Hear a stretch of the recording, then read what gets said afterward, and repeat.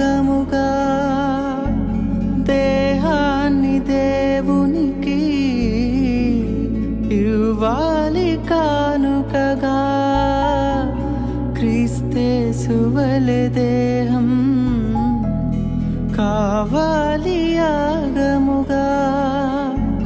నీ ధనము ధాన్యము కంటే ఒక పాపి మార్పు ముఖ్యం.